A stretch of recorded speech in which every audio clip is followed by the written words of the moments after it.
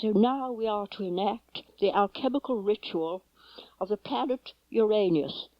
The words to have and to hold, but also to bind another is to bind oneself. There we are in the temple of alchemy. The priestess alchemist addresses the twin apprentices. Visualize yourself in this lovely alchemical temple. The arts of magic inspire the soul, but tempted to control rather than to aspire, the wise use of magical powers involve invoking the deities with honor and respect. Let us invoke the goddess Urania of the planet Uranus. Priest alchemist steps forward in the most wonderful, beautiful pale grey and silver robes. Both wear the high headdresses of the alchemist. Before ever the Olympian gods showed themselves to humanity, you, Urania, with your twin brother Uranus, were among the Titans who created the elements of planetary being, which are the mirrors of the stars. Now we are to receive, if we are to be given it, the oracle of the goddess Urania herself. Her priestess is seated in the holy niche, dark, where the oracles are given, and she is robed in a pale grey veil embroidered with stars. Your souls have been brought into being in this nursery planet to achieve this very purpose, to attain the stars through your biological bodies, the hardest and therefore the most worthy of all tasks. Yours is the arduous ordeal of millions of years to transform the basic biological elements into spiritual light amidst the holy darkness, your material. Some tread the hard-working path of Epimetheus, the scientist who measures the past, that which is known, and so can be evaluated and used. Many pursue the path of the householder, loving and caring for others, a most blessed path. But amongst you are my special children, those who dare to steal the fire of the gods. Such a man was Prometheus. I cannot and do not wish to change your human nature. Such a forced transformation would be tyrannous. The conversion that is forced is no enlightenment, but rather slavery. So I do not emphasize the terrible fate of Prometheus, who abused cosmic fire and paid the penalty.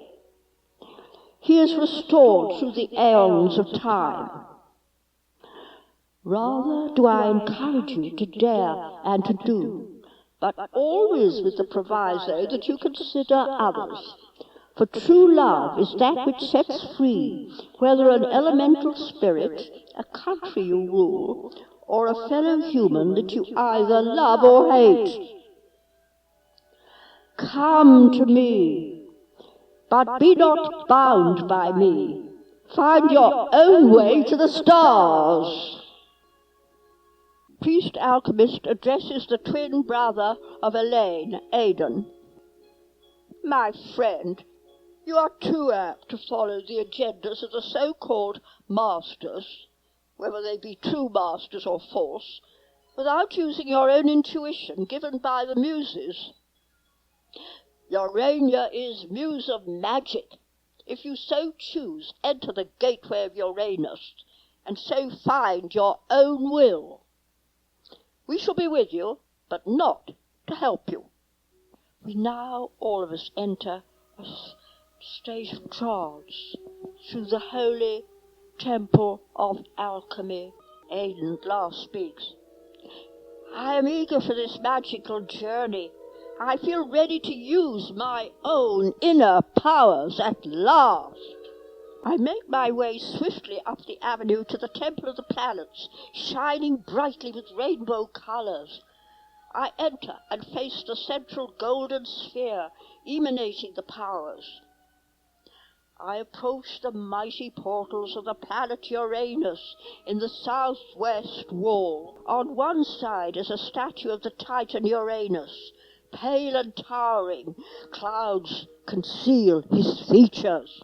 Glowing robes veil his sacred form. On the other side of the portal is the goddess Urania, her face also concealed with mist, through which glimmer countless constellations.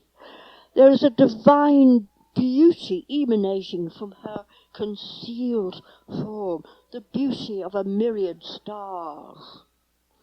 Above them is the insignia of Uranus, a giant letter H bisected by a line terminating in an iridescent globe.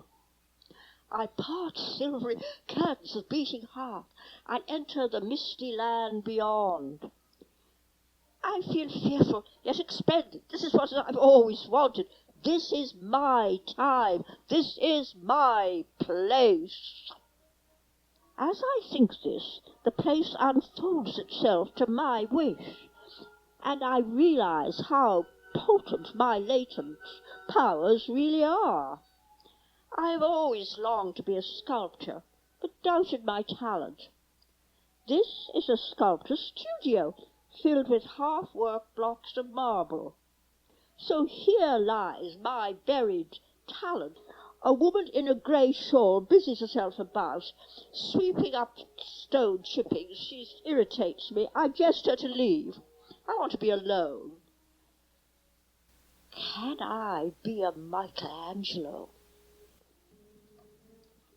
As I think this, I notice a huge block of white marble in a raised alcove, ready for my skill. Dare I hack at this stone? Dare I? I've not much physical expertise in this line. Why not try my magic?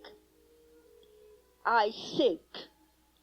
Let there be a human body showing forth from this stone.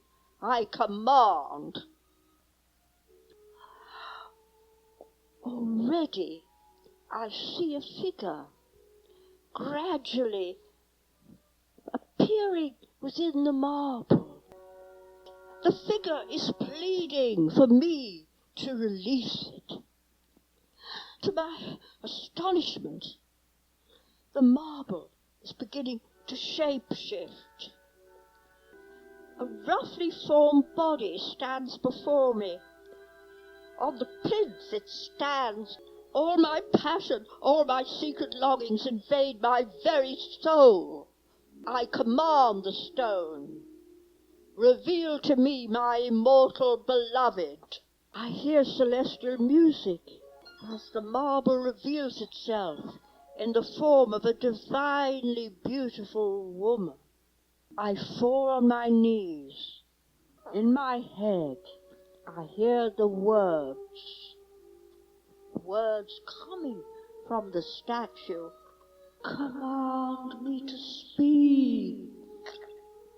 I command, speak. I tremble, for again I hear her low, lovely voice. Give me a mind. I command myself to give her all my mind, my thoughts, my ideals. She begins to glow. She's receiving all my innermost thoughts. Oh, this is wonder beyond compare. Now she speaks again, this time with indescribable charm. Give me your heart. Oh, wonder. I open my heart to her, all my longings, my dreams of love. She becomes enveloped in a shining rose and golden aura. She then She, my immortal beloved, pleads with me. My God, my Creator, give me life. I bestow upon her, whom I have created, all my life's energies. They pour from me. They endow her with movement, my creation, my beloved. She laughs and stretches out her arms towards me, and she steps from the plinth. I am enraptured. I cry out from my heart, you are my immortal beloved. I have no other goddess or god. Come to me. You are mine utterly forever.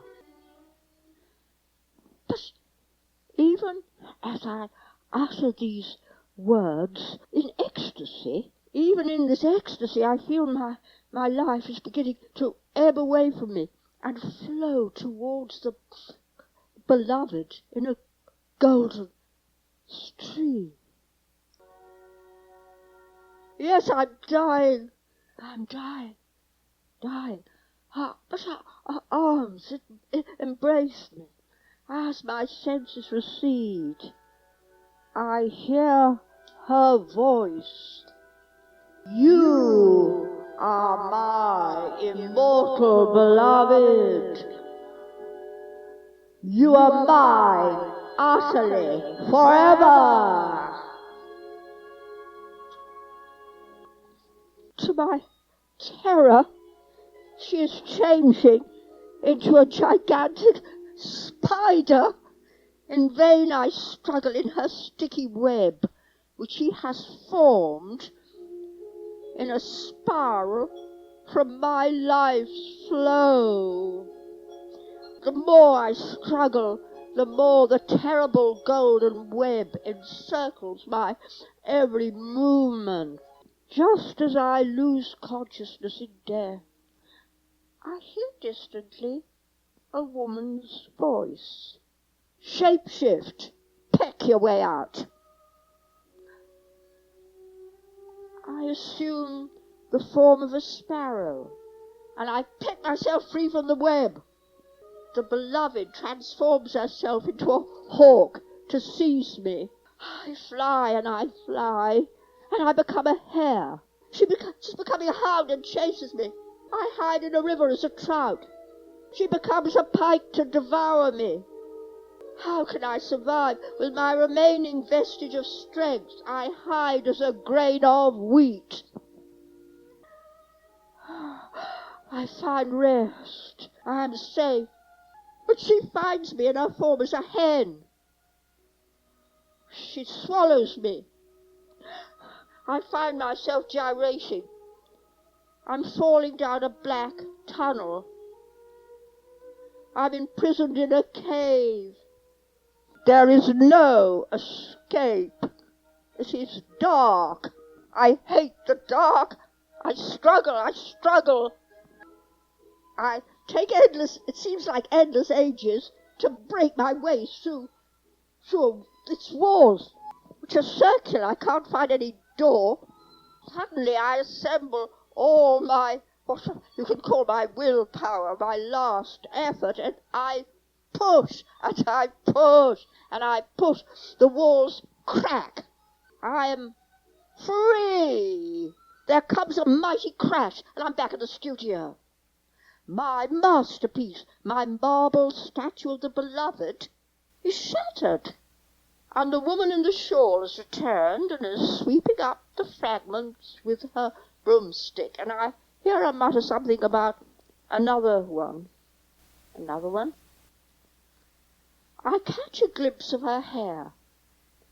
She is my friend, the red-haired witch. Aiden takes some time to come round. Company, when he does so, congratulate him on his success at gaining his degree as a latter-day Pygmalion. Thanks are given the deities, especially Urania.